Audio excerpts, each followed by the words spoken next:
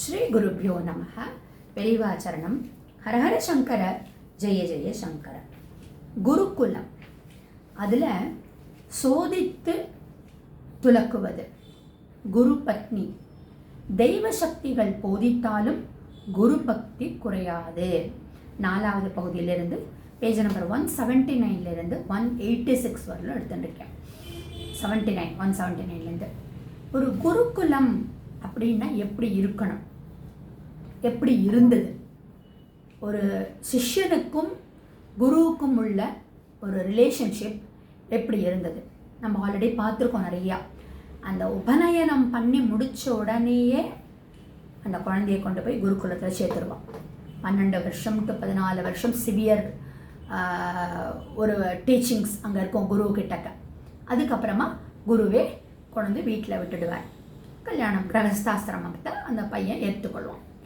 இப்படி இந்த ஒரு மணி இருக்குன்னு வச்சுக்கோங்களேன். அந்த மணியை வந்து ஒரு ஒரு பிரைட்னஸ் இன்க்ரீஸ் பண்ணணும் அப்படின்னா கடைவாங்க, கடைசல்.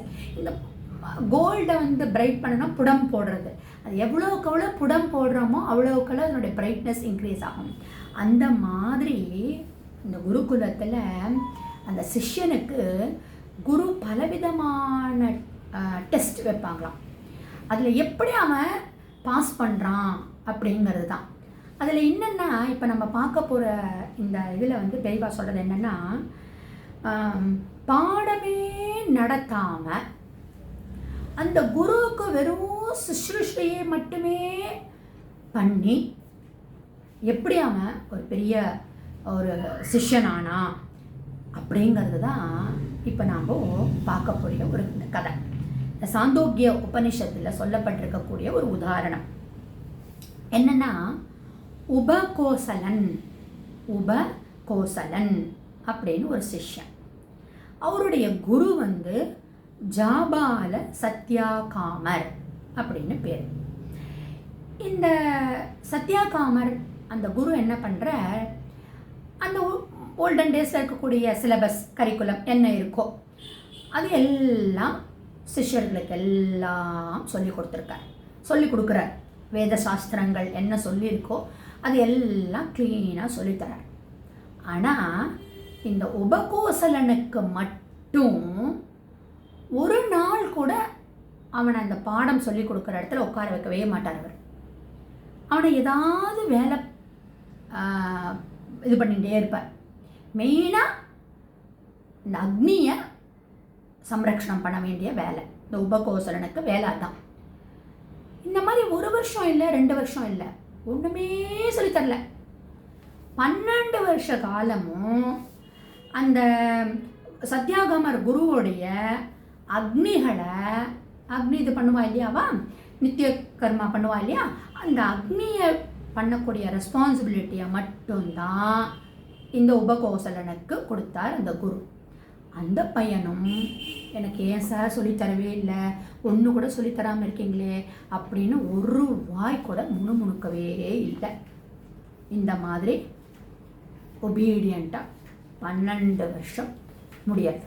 மற்ற எல்லா சிஷ்யர்களுக்கும் சமாவர்தனம்னு பேர். உபநயனம் அப்படின்னா குரு கிட்டக்க கொண்டு போய் விடுறது, சமாவர்தனம் அப்படின்னா குருகுலத்திலிருந்து வீட்டில் கொண்டு போய் விடுறது, கிரகஸ்தாசிரமத்துக்கு அந்த குழந்தைய ரெடி பண்ணுறது.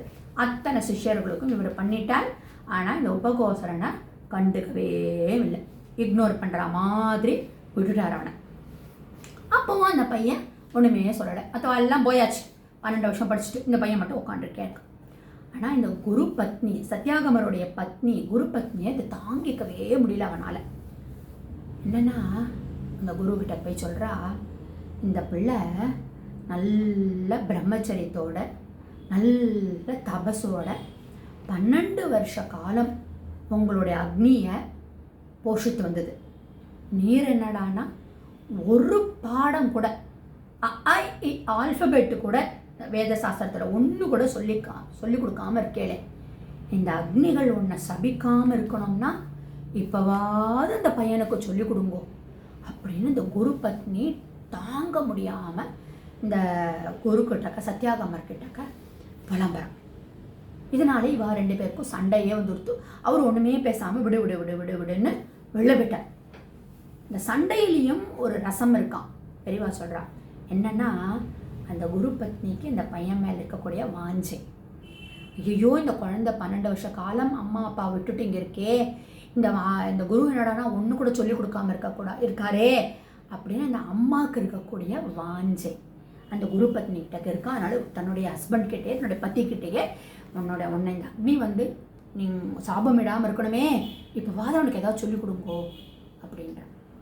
என்ன நடந்தது நாளை தொடர்ந்து நம்ம பார்க்கலாம்.